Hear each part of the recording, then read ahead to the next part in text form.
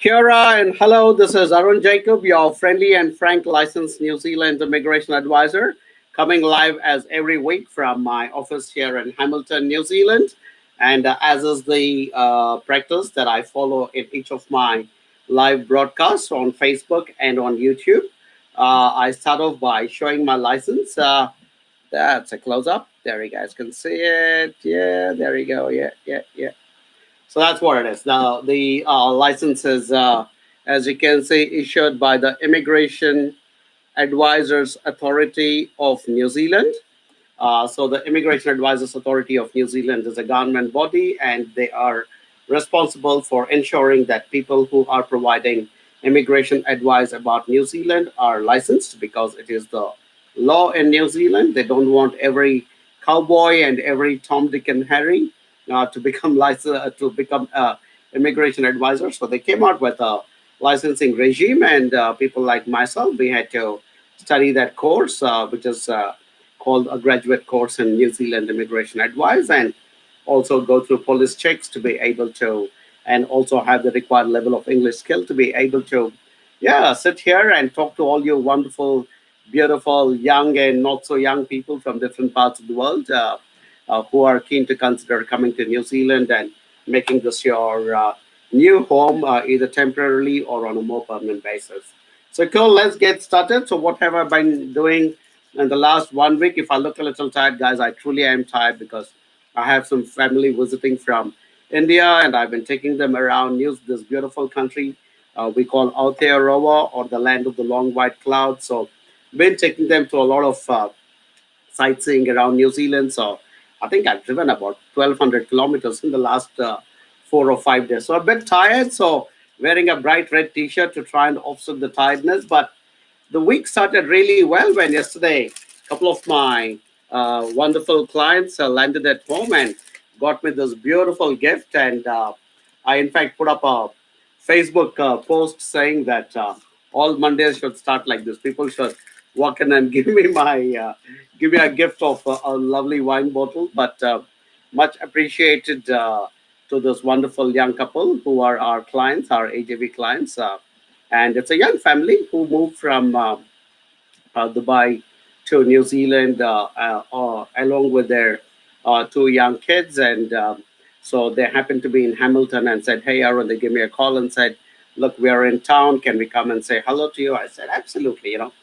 We guys are here to say hi to you." And while, of course, I do use technology quite a lot like this and reach out to a wider audience, I'm always looking forward to meeting our wonderful clients in person. And it was awesome. We spent about an hour and a half. Mondays are always crazy hectic for me, but I was like, nah, this company exists because of this client. So I said, no, I'm gonna sit and have a nice long chat. We had a good chat, and I could sense I actually made a little note to remind myself to talk about it when I start the session today. But it says that's what it says. It says butterflies. So yeah, this couple is brilliant. I mean, they're very, very well educated. They have good experience. They're kind of in their mid 30s and fantastic experience internationally. And and yet they had this little initial butterflies of making this move to New Zealand. And yeah, they're obviously kind of scaled down a little bit because they've moved to a new country. They're staying in a slightly smaller place, and kids have now started going to kindergarten, and so they're a little unsettled. And in that unsettled moment, there can be a little bit of insecurity that creeps in. So they were having those slight butterflies. So they came to have a chat with me. We sat down, had a nice long chat for 1.5 hours. And I just want to share start today's live session like I do every week, talking about something that's pertinent to moving overseas and specifically to New Zealand, whether on educational migration. Please bear in mind that you will all undergo a little bit of a culture shock. You will undergo a little bit of adjustment problems. My analogy is like if you're trying to enter the sea, at the beach is where you have the big waves. So you need to kind of go over those waves, and there are about 3 or 4 of them. And once you cross those waves, when you get into the sea, it's almost like a lake. I've actually kayaked in the sea, and I kind of know it can be quite calm once you enter the actual sea. So that's what moving to a foreign country is all about. And so there will be a little bit of insecurity, there will be a little bit of self doubt. Some of you will go through a slight amount of depression. But hey, look, we all went through that, as migrants. In fact, I had my biggest bout of homesickness when I was in the US.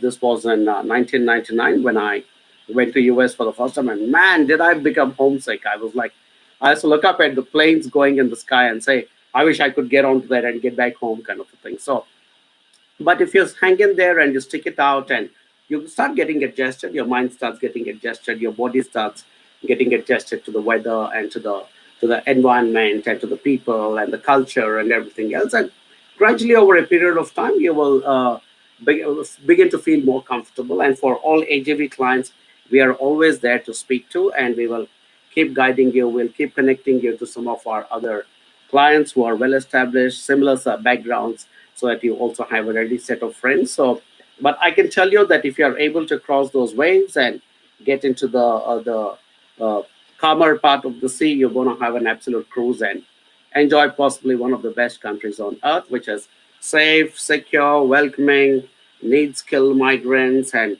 so we are welcoming people. And it's a multicultural society, and also one of the most beautiful countries on earth. So the reward is definitely worth the initial insecurity and a little bit of settling in problems. But if you're an AJV client, speak to us. We are always there. And this couple told me something really nice. They said, when they were sitting here right there on that sofa that you can see behind me, they said that they were actually working with some other company, their agency, which was asking them to move to New Zealand. And then they came across my YouTube channel, and then they said, hey, but AJB seems to be based in New Zealand, so it'll be better to work with somebody who's based in New Zealand so that there's ongoing advice. And I said, that's fantastic. That's the way every person moving to New Zealand must think, because as I keep saying, the real drama starts after you move to New Zealand. So yeah, that's great.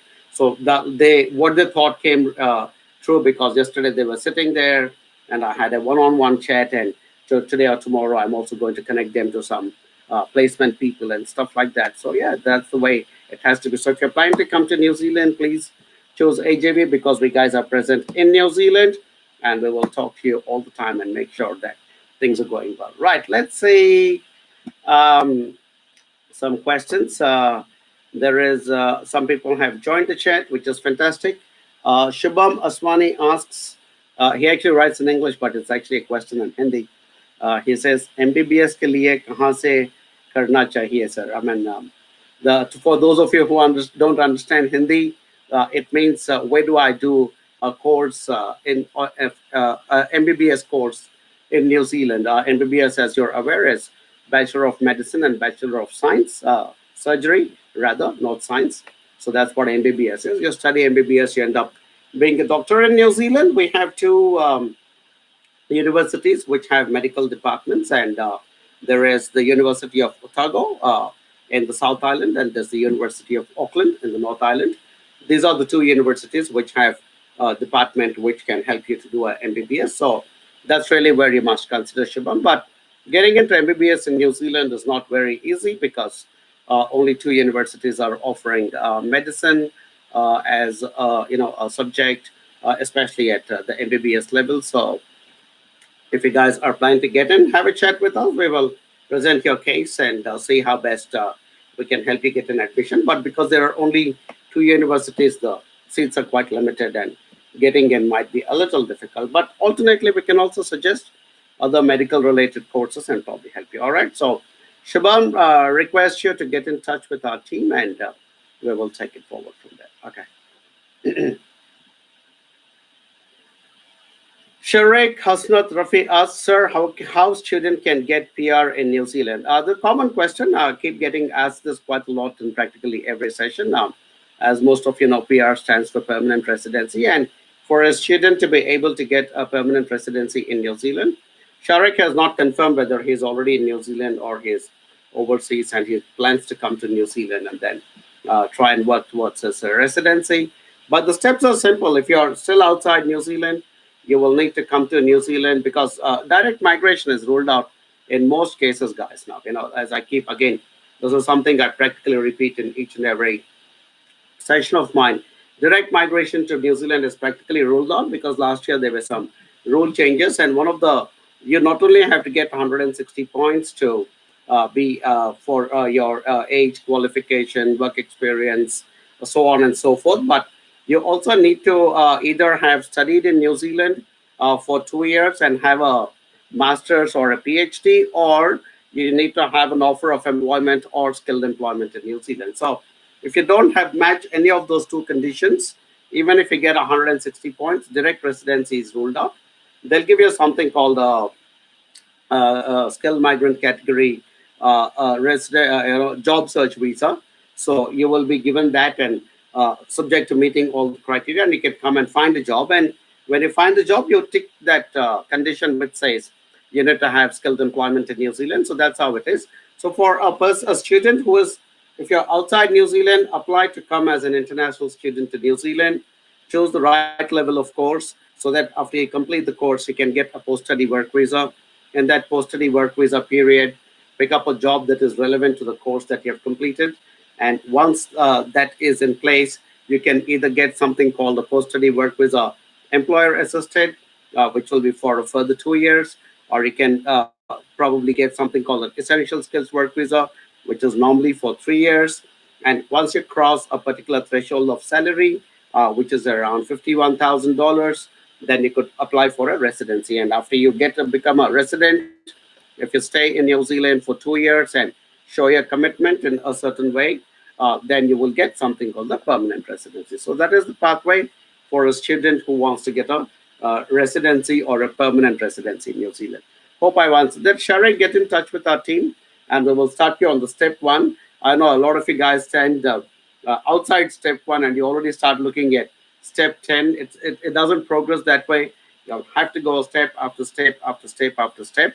And that is where someone like us, AJ, we can kind of work with you guys at each and every step and kind of lead you by the hand and tell you, hey, look, do this next, do this next, do this next. And that's the way it goes. All right, Sharik. So get in touch with our team, please. We are on standby to help you. All right, cool. I think I'm beginning to sound like an advertisement board nowadays.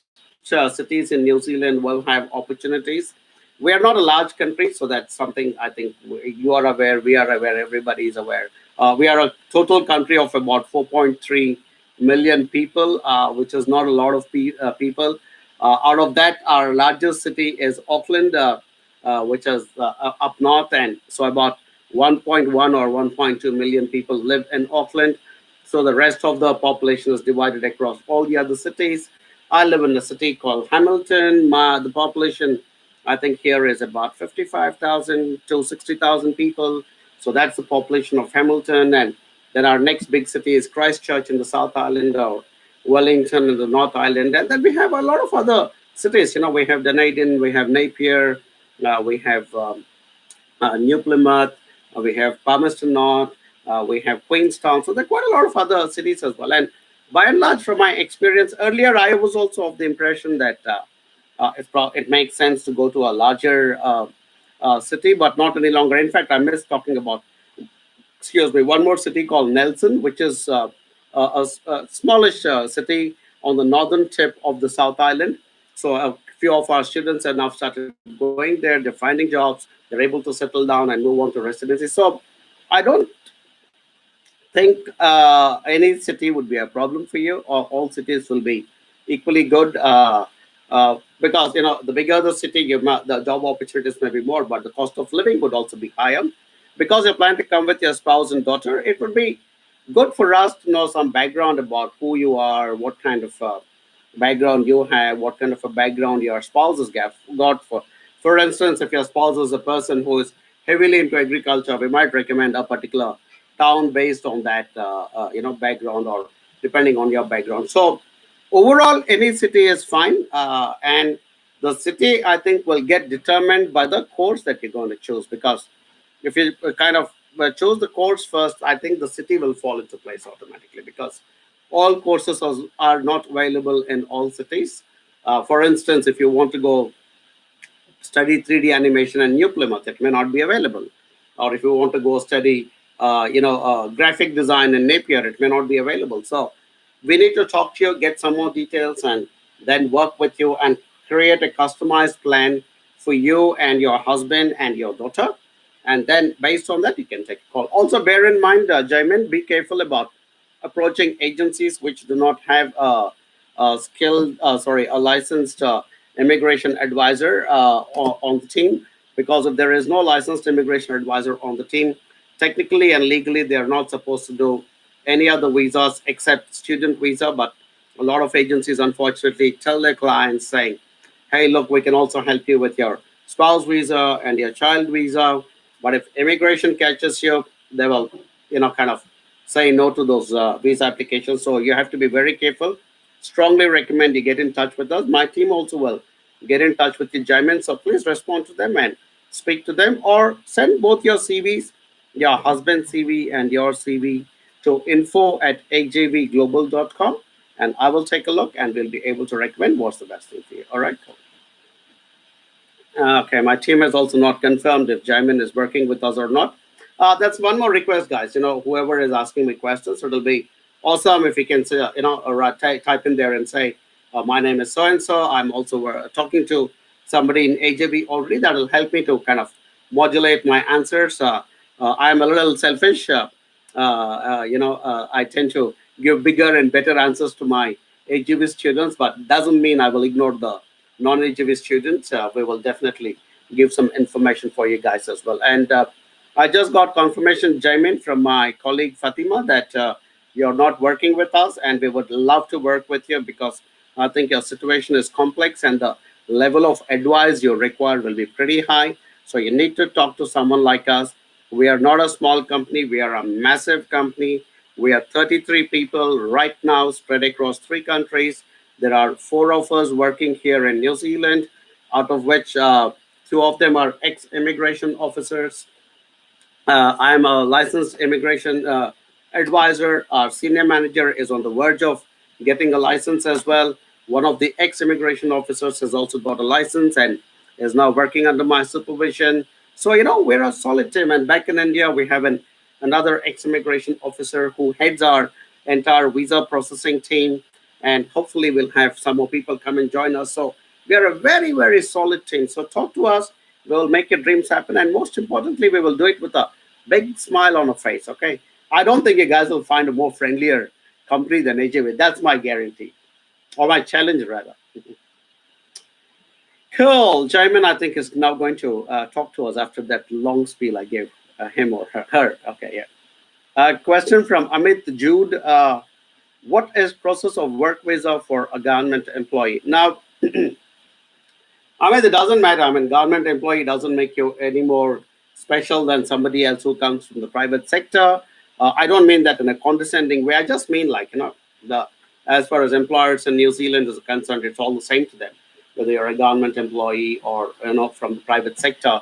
What matters is your attitude, your skills, and your knowledge. That's what they're looking for.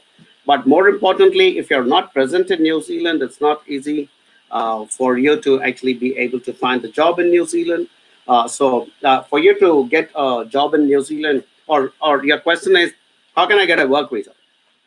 Uh, to get your work visa in New Zealand, you first have to be present in New Zealand, because otherwise it's very, very slim. I know in my entire experience of 15, 16 years of being in this line of New Zealand education and migration, I've rarely come across people who are actually able to find jobs. A few of my clients have, but they were rarely the top end IT kind of professionals, and those guys were or girls were able to find jobs before they could come into New Zealand. So otherwise, it's a very, very rare occurrence. So Amit, what I would suggest is you will need to consider coming into New Zealand, ideally as an international student. Come in as an international student, study at the right level, finish that course, and then once you complete that course, if you're doing it at the right level, you'll get something called the post-study work visa, which is a work visa. And then if you have the talent to be able to go and find a relevant job to that particular course that you've completed, that post-study work visa can further get extended. There is discussion right now in the government where they're trying to see if they can club those post-study work visas and make it into one long 3-year work visa. We're all waiting and watching. Let's see what happens. But if it happens, we will definitely share it with you guys first. So, Ahmed, get in touch with our team and we would love to help you. We work with a lot of government employees, by the way, and right now I'm actually working on. I've recently filed the resident visa application of another government employee from India. She used to work with the railways, and so she's a very nice and respected client of AJV now, and she's also brilliantly talented and very friendly demeanor. And we recently, filed her resident visa, so definitely the possibility exists for government employees. Gaurav Chauhan asks, college for photography. Good question, Gaurav. Not sure if you're working with us or not, Gaurav, but I would really love for you to consider working with HAB because I personally would love, I'm very interested in photography and filmmaking and all those kinds of creative stuff. And so it'll be, yeah, cool to have you guys. In fact, one of my old past students who completed the course in filmmaking now helps me to make our videos around New Zealand. So, yeah, if you're a good photographer, maybe I can hire you, give you some part-time work to come and take some pictures for our clients in New Zealand and put it up on our website or on Facebook and YouTube and stuff like that. But coming to your question, Gaurav Chauhan, college for photography, I think we have a few colleges. I'm not sure, there is a very good college in Auckland called Media Design School, which is specifically meant for the creative courses, and they have an excellent track record. I can't recollect if they have a course in photography specifically, but there is another college called UCall, which definitely has got a course in photography, and there will be a few other colleges. I can't recollect all of them off the top of my mind, but uh, yeah, definitely there will be certain options for you. We would also like to talk to you because photography in itself may not be at the level of a course which might be able to give you a post-study work visa. So you need to consider these things carefully. And if you're not talking to us, Gaurav, I think you need to speak to us at AJV because we want to ensure that not only can you fulfill your desire and your ambition to get into photography, but we also want to work with you to ensure that you're getting into the right course and the right college and the right city so that you can kind of stay on back in New Zealand after you complete your course and be able to create a career and all those kinds. So we can provide that advice to you. So if you're serious about your career in photography and serious about New Zealand, please connect with us, Gaurav. My team has confirmed that as of now, you're not working with us, but you sound like a brilliant young man with a creative field. And yeah, please come work with us. Through all you young fellows with cameras, maybe I'll fulfill some of my dreams of eventually making a movie someday. All right. So that's the deal. You come in to New Zealand and do a course in photography through AJV, and we will see how we can utilize your skills. And probably I'll involve you in my movie. Okay. And I also got confirmation from one of my senior managers that courses at like photography are only at level 5. So, which means you may not be able to get a post study work visa. So, which is why talk to us. We'll spend some time and figure out what exactly that you're looking for, whether you're only purely interested in coming doing a photography course and then getting back to your country, or you want to do something else. Yeah, we'll figure it out. Okay. So, you need to connect with us. Cool. Ram Ariel says, hello, hello, Arun. I have contacted with some New Zealanders and they have told me that PTAs in New Zealand is not good. It is only good for vocational training. Ram, I don't know which New Zealanders you spoke to, but it's incorrect to say PTAs don't offer good quality of education. I work with quite a lot of, in fact, we work with, I think most of our students are going to universities and to institutes of technology, which are owned and operated by the government of New Zealand. But some of our students also go to private institutions. The one which I just mentioned, for instance, the Media Design School, for instance. I have utmost regard for this school. It's a private training establishment. For those of you who don't know what PTE is, PTE stands for Private Training Establishment. So in New Zealand, we have three types of institutions: the universities, the ITPs, or Institutes of Technology and Polytechnics, which is ITP, and private training in, institutes or establishments. PTE stands for that. So you don't have to believe New Zealanders. Get onto the NZQA website. So there is a government body called New Zealand Qualifications Authority.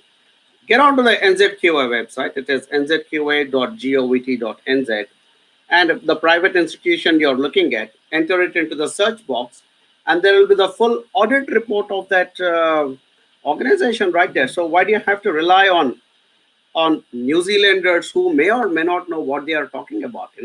So again, I consider myself an expert in New Zealand education and migration, but don't take my word either. You get into the NZQA website, whichever private institution that you're planning to go to or considering, go get into NZQ and check it out.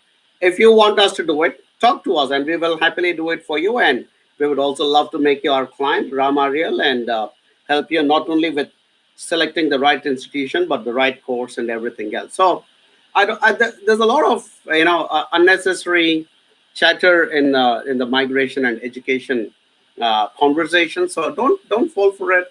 You guys and girls all live in the information era. You can get on online and check the how good or bad each institution is. I mean, for instance, if you guys want to know how good or bad AJV is as your future company that is going to help you, and you want to say, oh, this guy gets onto for online every week and talks big, or gives us lots of information, but how good is this company? Go to the immigration website, Immigration of New Zealand, and check out how good or bad we are, because they have now started publishing the success rates of different companies, and so it's all there, guys. We live in a nice, open, transparent world today. So that's the way to do it. But we would love to help you, Ram, if you want to talk to us. And as an organization, we do not work with anybody below a particular rating by the NZQA. So if you're coming to AJV and we recommend a particular institution, whether it's private or public, trust us, because we're doing all the due diligence on your behalf, and we will help you to go to. And guys, all of you who are planning to come to New Zealand to study, if you want to work with AJB, it's free of cost. We don't charge money for students because we get compensated by the institutions, and that's the reason we don't charge any money from the students for the processing. But if you already have a prior visa rejection to some other country, we might charge some money, because there will be much more work involved in that particular visa process. But otherwise, the advice we give, the process we do, everything else is free of cost, because we get compensated by the institution, and that's the way it works. So you don't pay us a single pie, but we will take care of your admission, your visa, and then if you reach New Zealand, we will continue to guide you as well. All right. So Ram, if you're serious about coming to New Zealand and want to choose the right institution, talk to us and we'll make it happen for you. All right, cool. Excuse me. My team has confirmed, Ram, that you actually are not working with us. So come on, man. You need to choose the best people in the industry. So don't come to New Zealand and then look back and say, oh, I should have worked with this guy. So, oh, Arun is throwing dinners and lunches for all the people. How come I'm not part of it? Come to New Zealand through HOV and you guys will all be part of it. Promise.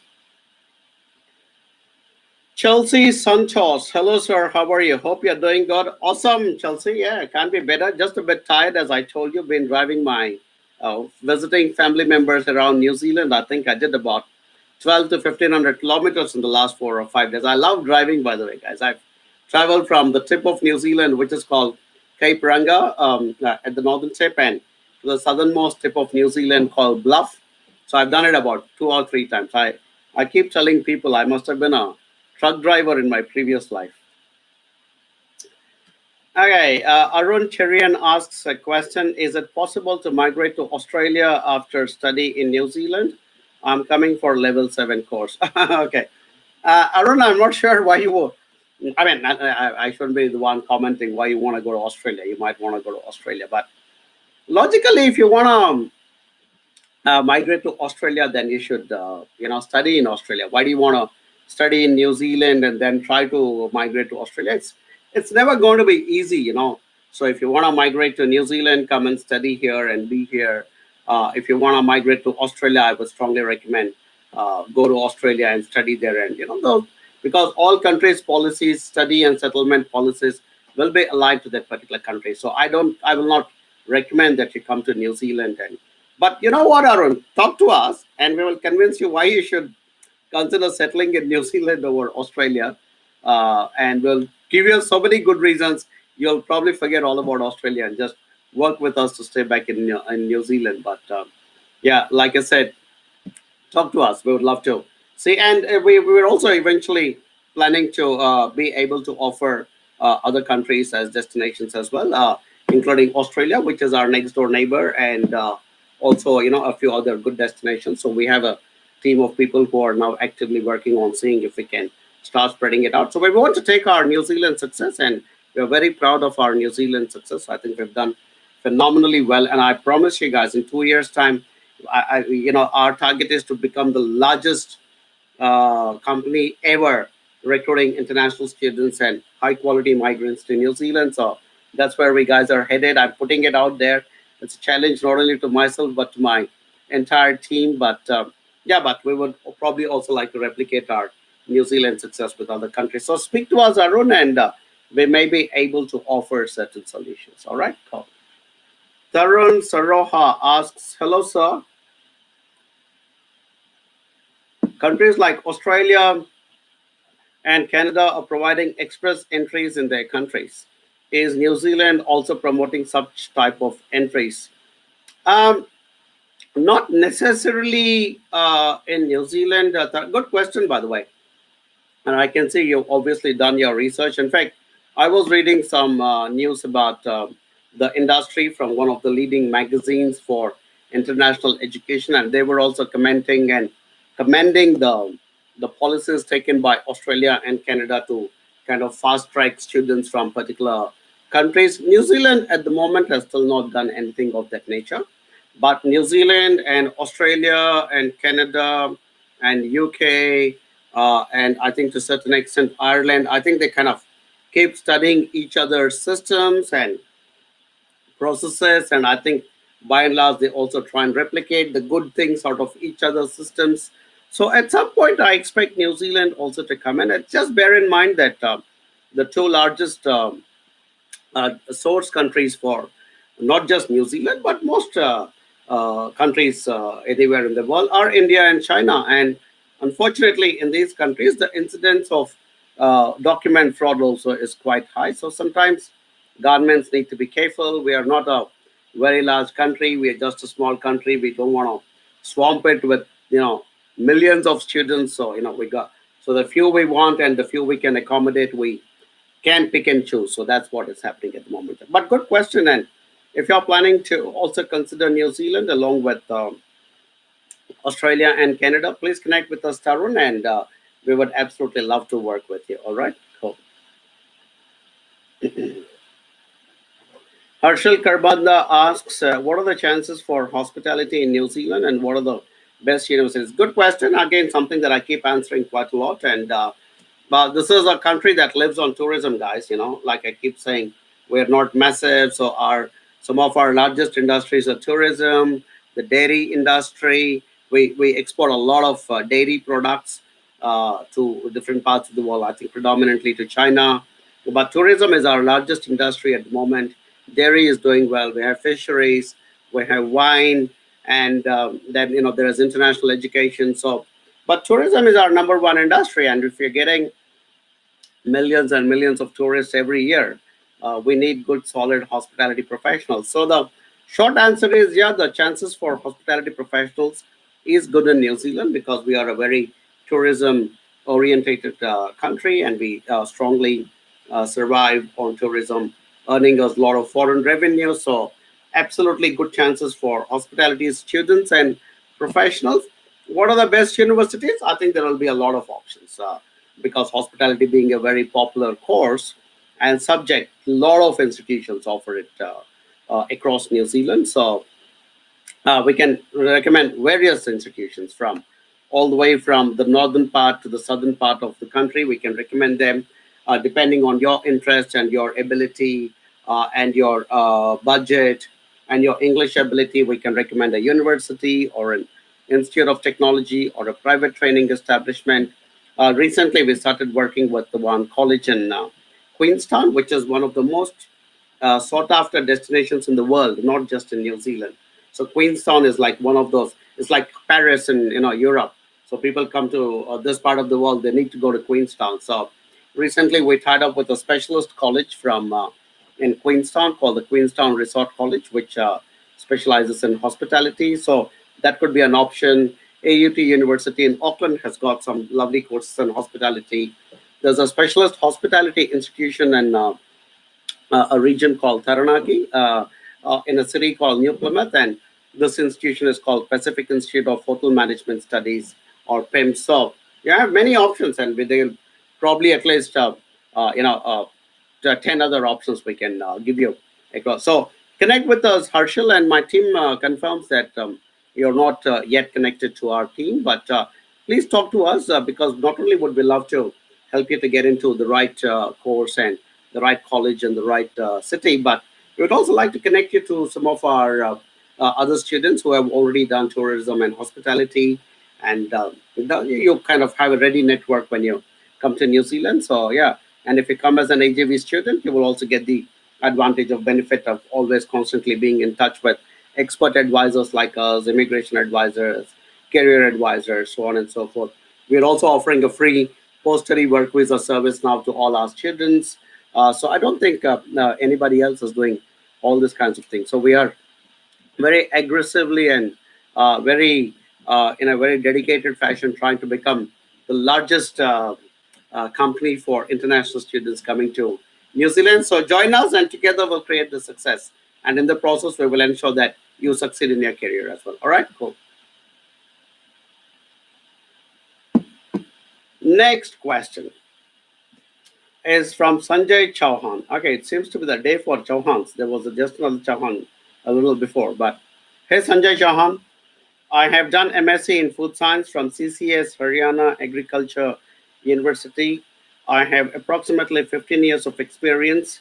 My qualification exists in skilled migrant category, food technologist. So, can I apply through expression of interest? How much time will it take to get this visa? Do I need? Oh, you gosh, she's asked a lot of questions. Am I allowed to bring my family along? If not, when? Do I have to apply separate? Sanjay is trying to take a full counseling session from me in one live chat session, I think. Sanjay, thanks for all your many questions. Unfortunately, to answer all your questions will take 1 hour, and I have only 1 hour for this entire live session. And as I'm sure you will appreciate, that there are a lot of other people who are also asking their questions, and I would like to be, talking to all of them.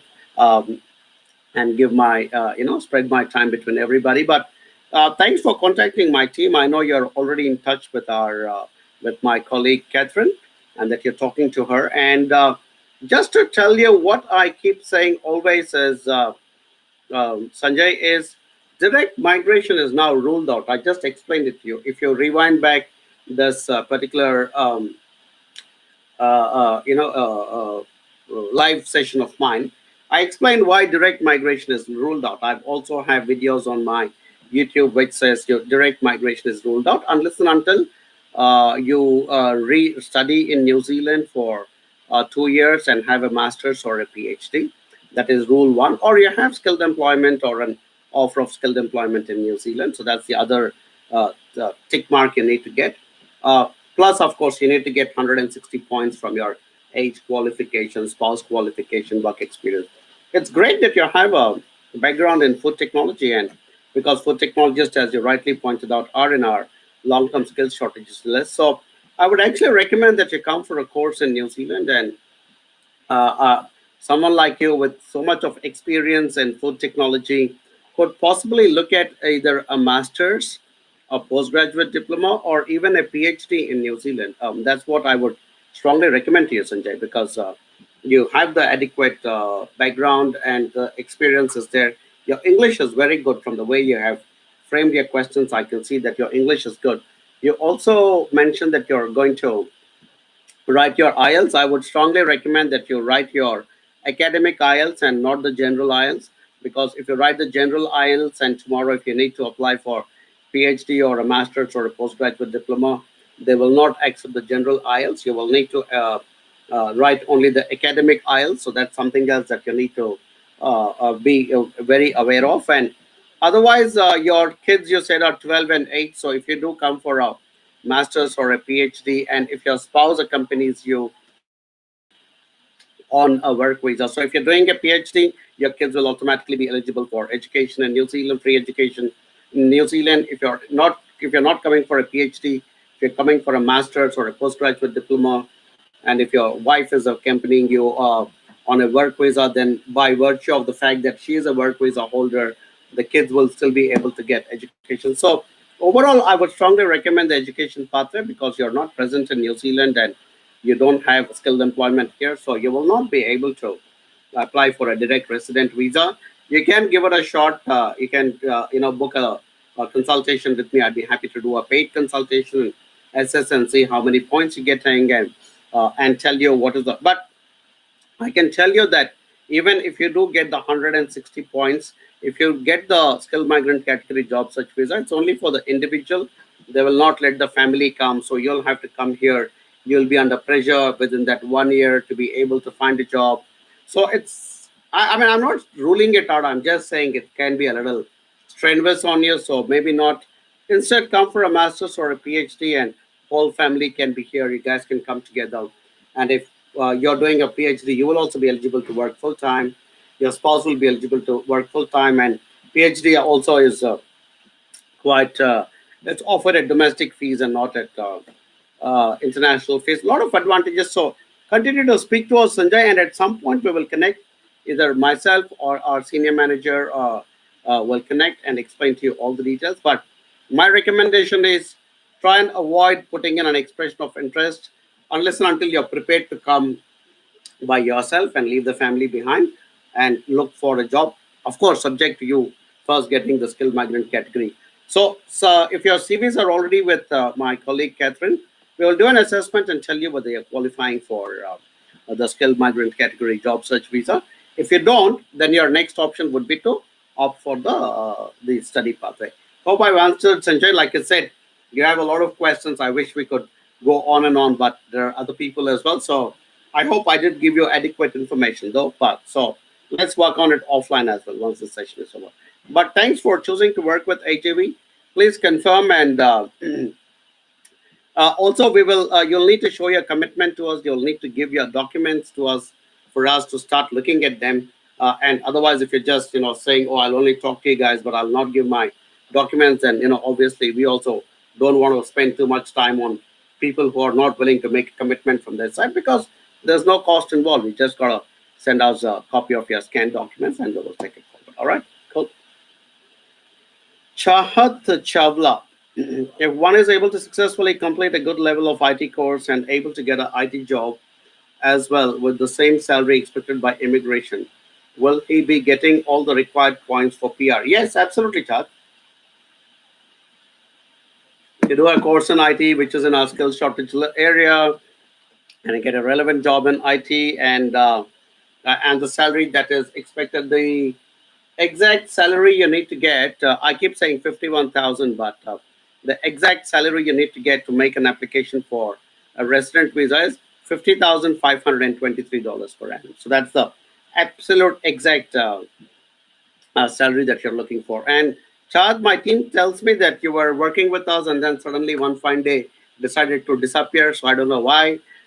You should reconnect back with us. I'm glad you're talking to us today and I'm able to answer you. But you sound like a smart guy who's chosen a good field like IT. And like I said, if you are able to do that course from a good college and get into the right relevant job, and you're able to get $50,523 or above, absolutely you can choose to apply for your resident visa.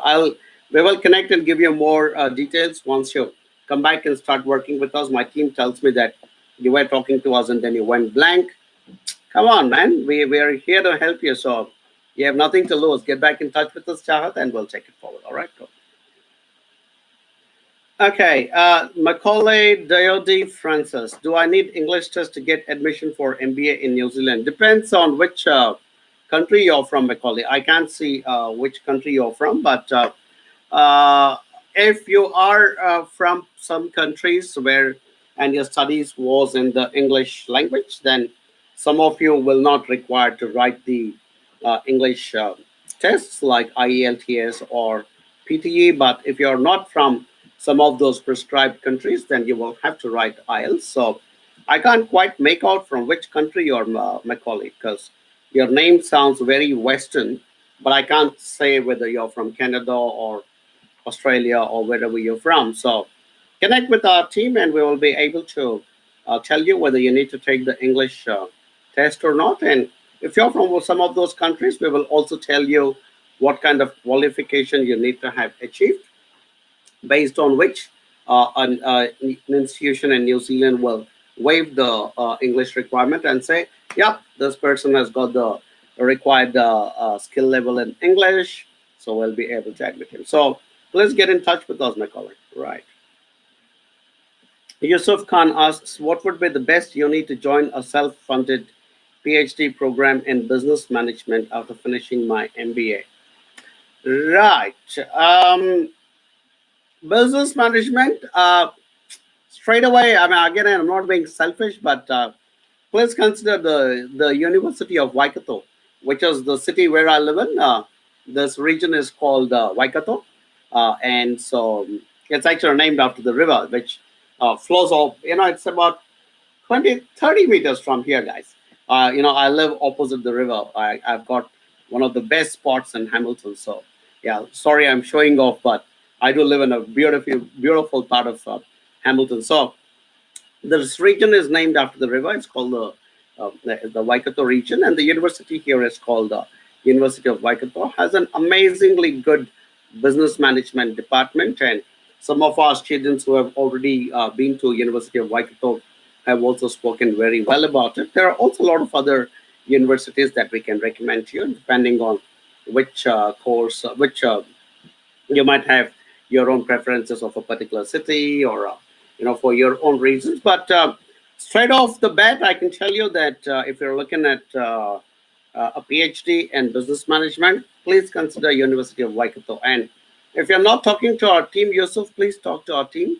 Connect with AJV, because we would love to work with you. We love working with PhD students because you guys are at that caliber, and that's the kind of caliber we want to attract into New Zealand. And so you win, we win, New Zealand wins, everybody wins. All right, so please do check with us. And also, Yusuf, watch my video on YouTube about advantages of doing a PhD in New Zealand, and it also tells you some of the things you need to consider. All right, cool. Ram Ariel is back. How is Otago Polytechnic compared with other ITPs? Good. Otago Polytechnic is as good as any other institute of technology. We've had good outcomes for our students, so I would recommend it's a good one. But Ram, you'll need to first connect with us, because, like I said, we can give you a lot of other details. Musa Yakubi is complaining and saying you're not answering mail. Musa, my apologies, God. It's not deliberate. I'm not making this up, but I get about 300 contacts on a daily basis through Facebook, through YouTube. In fact, it's been almost a week since I checked the comments on YouTube, because a lot of people also write comments on YouTube and Facebook. Of course, I get like tons of, and I get a lot of mails as well, Musa. And I'm seriously planning to get a personal assistant who will start answering my mails. But apologies, not meant to disrespect you. It was just because I'm dealing with my work, and like I said, I also have some family visiting from overseas at the moment, so I'm busy taking them. So I'm really like chock a block with tons of stuff, and because of that, so my apologies. But I will take a look. Hey team, please make a note of Musa, and if you can, as soon as my session is over, if you can flag it to me, we will respond to Musa straight away. But Musa, not deliberate, Matt. It's just I'm just doing way too many things right now. I need a break, guys. I need to go on a holiday. That was more for my team than for anybody else. Manish Kapoor, how good is New Zealand for undergraduates? Very good question, Manish. I think rarely people ask me that question. It's an amazing place to come and do an undergraduate course. In fact, yesterday I was exchanging emails with one of our students. who came from India. Actually, she grew up in the US, but then her parents live in India, and then she kind of came to New Zealand to do an undergraduate course here in the creative industry. It's a beautiful place to do an undergraduate. And the good thing about undergraduate courses, unfortunately, a lot of international students, especially from India, Pakistan, Sri Lanka, Dubai, most of the South Asian kind of countries, want to come for a quick 1 year course and then be able to get the post study work visa and then find a job and then get residency. So that seems to be the sequence 95% of the times. But there is a smaller percentage of people who come to do an undergraduate course in New Zealand. And I can straight away tell that these people come with no pressure on their minds because they're coming for 3 years or some instances 4 years, and they get into this country, they enjoy it, they start doing part-time work. They, by the end of those 3 years, they're practically like Kiwis because they've lived in this environment for 3 years. They've formed fantastic networks. They're in a safe environment, welcoming environment.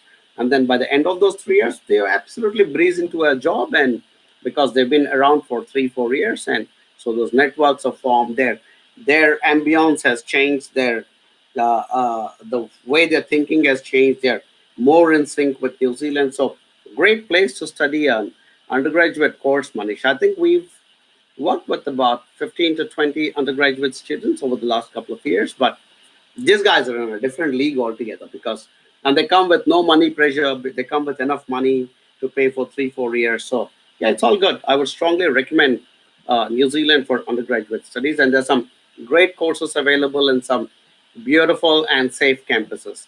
Definitely no people running around with guns there. So yeah, very safe campuses. So please get in touch with us, Manish, and my team tells me, Manish, that you're not working with us at this moment, but please consider getting in touch with us. We would love to discuss more and also put all the options in front of you. Saujanya Kavali says, hello, that was the lady I was praising some time back, saying that she is brilliant as an individual and also as a professional who has done a fantastic progression coming to New Zealand as a student, studying, finding relevant work, and then going on to, on the verge of, you know, uh, getting a permanent status. So, yeah, hi, Saujanya. Hope you guys are doing well in Nelson. Jayesh Paliwal, hotel management internship opportunities in New Zealand. I mean, this would be, Jayesh, this would be similar to a question of can I find a job in New Zealand? And I actually have a video put up on YouTube which says, how can I find a job and settle down in New Zealand? Why would, if you're studying in New Zealand and you're looking for internship opportunities, I think your chances would be better. But you haven't mentioned whether you're based in New Zealand or you're outside New Zealand and wanting to ask for internship opportunities here. Because, I mean, logically, who would want to consider an intern who is not even present in the country? So, if you're in New Zealand, I would say the opportunities are good. If you're not in New Zealand, I think they're probably zero. So that's my take on it. So even if some hotel does give you an internship, later immigration will say, why do I have to give you a visa? Because we have enough graduates who are looking for internships. So you might consider being present in the country before you start out, get out to seek internships or jobs, and that's the way it works. All right, Jay. So get in touch with our team, and we will give you more advice. All right, cool. Okay, Suresh Madiki, what are the opportunities in GIS engineering mapping? Excellent opportunities, Suresh. I think GIS is also, for those of you who don't know what GIS is, that's Geographic Information Systems. And now I'm showing off my understanding of GIS, but I think GIS is a very exciting area. And, today we guys all carry our phones and we have our maps on it and, GPS and all that kind of stuff. It's all running off GIS systems. So, and New Zealand, I think, does some extensive work in GIS. So, if you look at our long-term skill shortage list, we actually have GIS engineers are in our shortage. So the opportunities are very good, Suresh. But as I keep saying, if you're not present in the country, trying to find a job may not be very easy. But what I recommend is send your CV, and if you're married, also send your spouse's CV to info@ajbglobal.com. I'll take a look and see what are the possibilities that we can create or the probable pathways which you guys can consider. All right. So, but good to say hi to a GIS engineer, Suresh, because we require GIS engineers here. All right.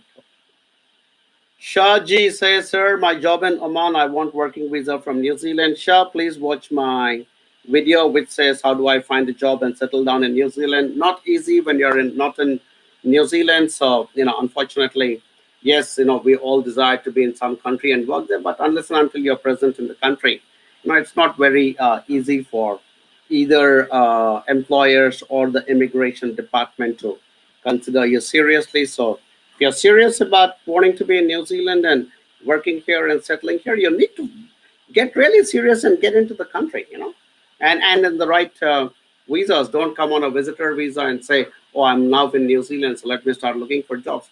Again, employers would say, "Oh, but your visitor visa expires in 2 3 months. How can I give you a job?" So instead, if you're coming as an international student, you stay here for a year, and then you get your post-study work visa. That's 1 more year.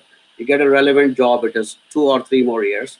Then employers will also get serious and say, "Okay, this guy is here for a long term, so we will consider giving this guy an opportunity." So that's the way you'll need to consider, Shah. So, but Shah, tell you what, send your CV to info@ajvglobal.com. We will take a look and then we will take it forward from there. Sagar Naresh Shingarpur says, Hi Arun, hi Sagar. Oh, and then he's followed with a big question. I wanted to understand that my friend with less marks gets selected in Waikato, and I get a denial with the reason that my academic performance is not as per the standards, though I have scored well than him. Okay, good point, Sagar. Unfortunately, we don't have an insight into how the internal department of Waikato looks at it. But if you have proof, if you have, I don't know if Sagar is. Okay, I think Sagar, you're working with us. I just got confirmation from the team. If you have proof that the your friend who had lesser marks, share his details with us, and we will absolutely challenge the university. And after this call, team, please make a note. I want you to flag Sagar's case to me. Let's have a discussion about it. And because it does sound unfair to me that one of his friends who's got lesser marks was given an admission and Sagar was not given. Doesn't sound fair to me. So Sagar, we will take it up with the University of Waikato and talk to them and say what the story is. Was it just your academic marks or was it something else? So we will. But if you can share some more details about your friend, that will help us. All right, we will definitely do that. Ravi Jaiswar, hi Arun. Hope you're doing well. Yeah, all good, Ravi. Thanks for asking. For PGDIT, EIT, or Unitech, your expert opinion, please. Um, Again, as I keep saying, both are good institutions. Both are owned and operated by the government of New Zealand. Some of you might have come across recent, uh, news that Unitech was in a little bit of management trouble, but it's a government department, so it'll blow over, and I'm sure it will all get sorted. But uh, should I suggest EIT or Unitech? I would recommend, Ravi, that you look at the papers in both the courses, see which paper kind of resonates with you more. In terms of location, EIT, well, if you're going to Napier campus, you'll have the advantage that you're outside Auckland. So if you find a job there eventually, um, you will get 30 points more for your residency. So that's the advantage of being in Napier. Cost of living is lower than Auckland. It's a beautiful city. I've been there a couple of times. So it's definitely a fantastic city. EIT has got a great campus. Helen, the international manager, is a very dear friend. And so she and her team are fantastic. So they'll take care of you guys. Versus Unitech, which is in Auckland. So more opportunities, but higher cost of living.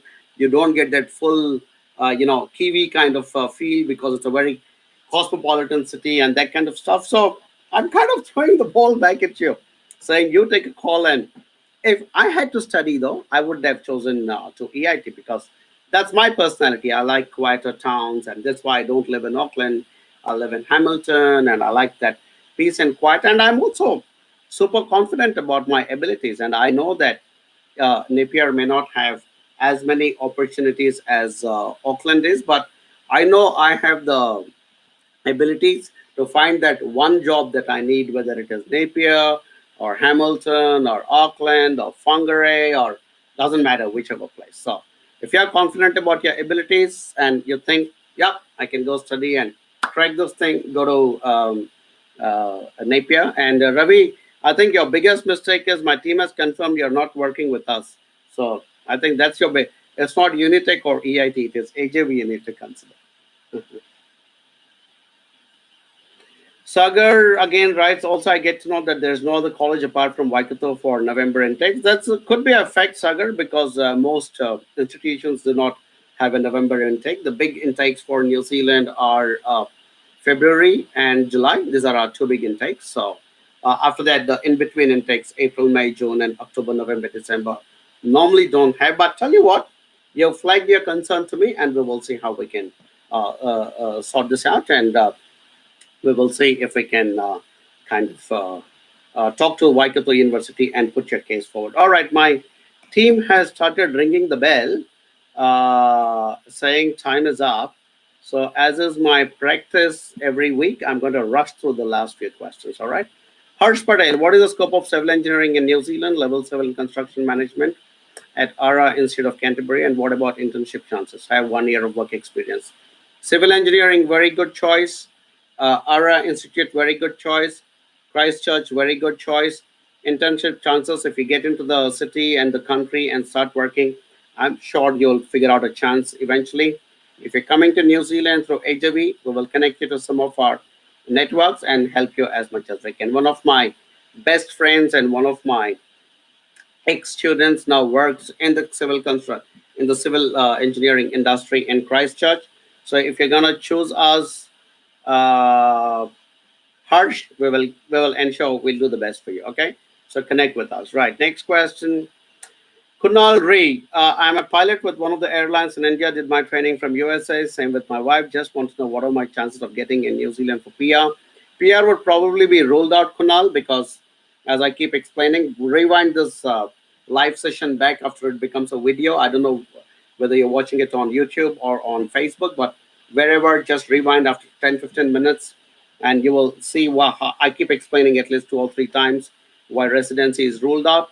Nevertheless, send both your CVs to info@ajvglobal.com. I would like to take a look and come back to you and suggest some other things. I'm kind of now rushing through I'm about to land. I'm done with my flight for today.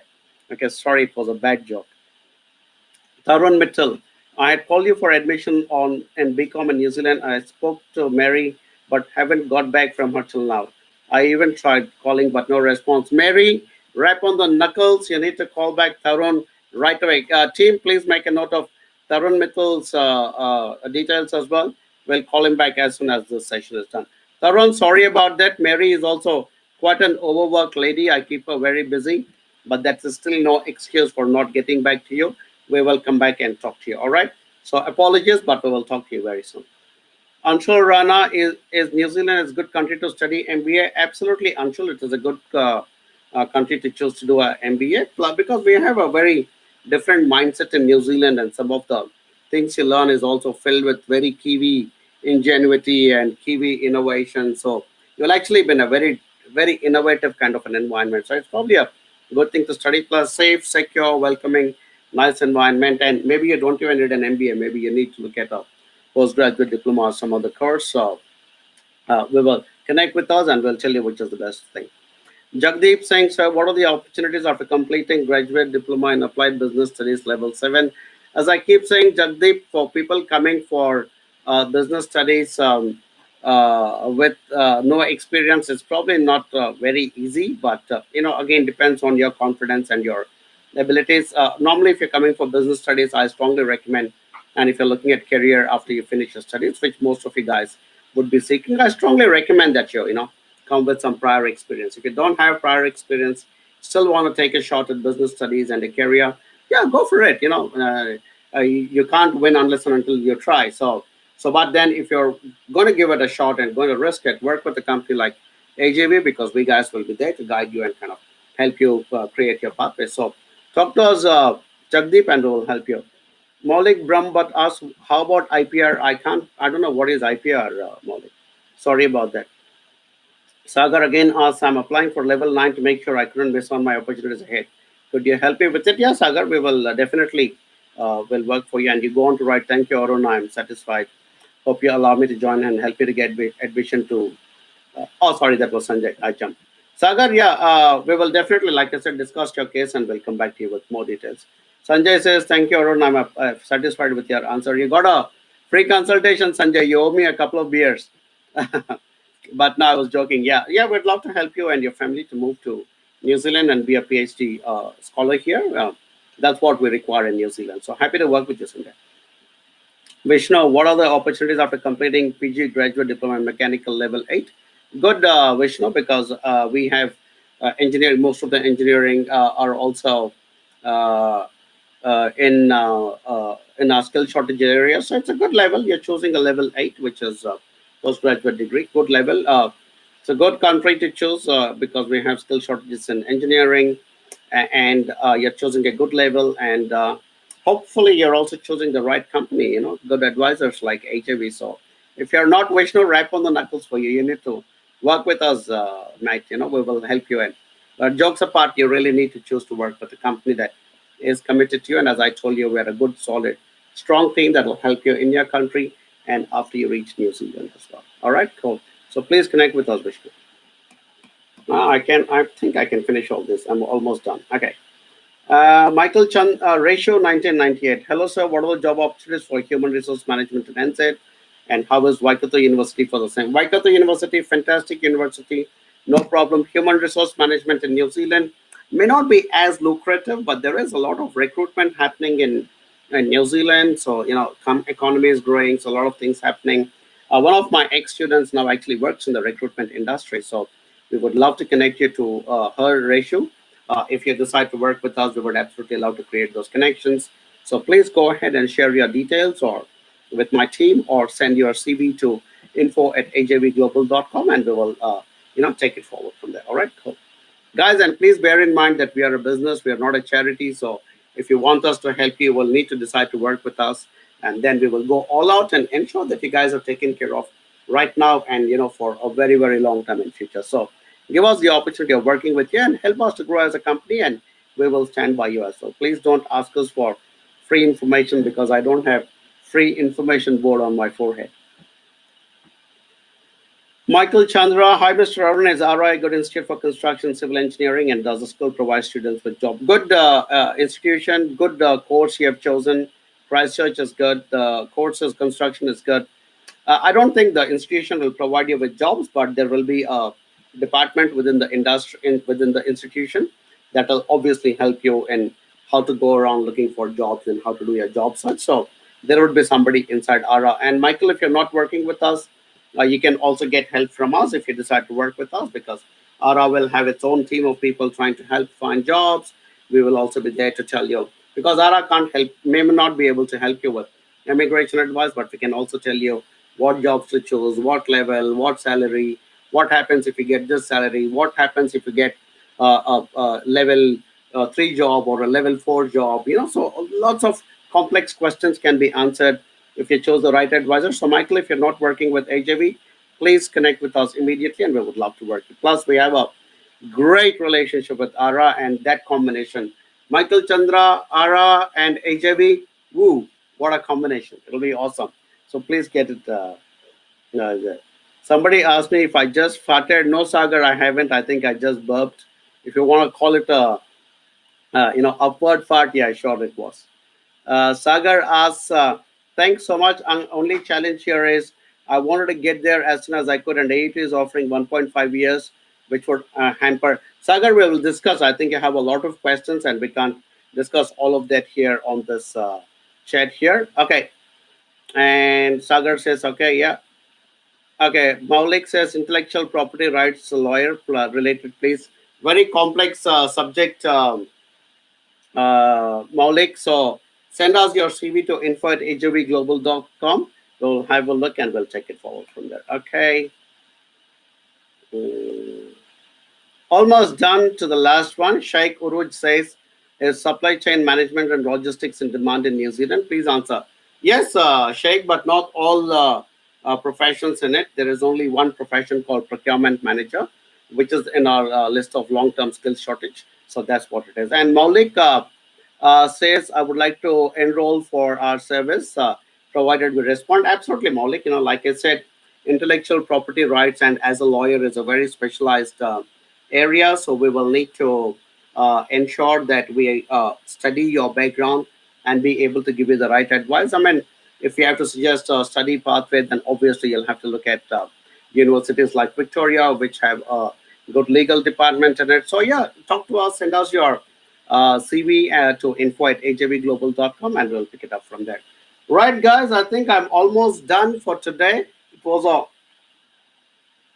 a good session as always. Sorry if I looked a little tired and was not as energetic as I always am. But like I said, lots of traveling. But as always, thanks for watching and thanks for being part of this live broadcast. It is my pleasure to speak to all of you and share good, honest, straightforward information straight from New Zealand. If you're planning to come to New Zealand, choose AJV and we'll make your dreams happen. Please share this video with your family and friends.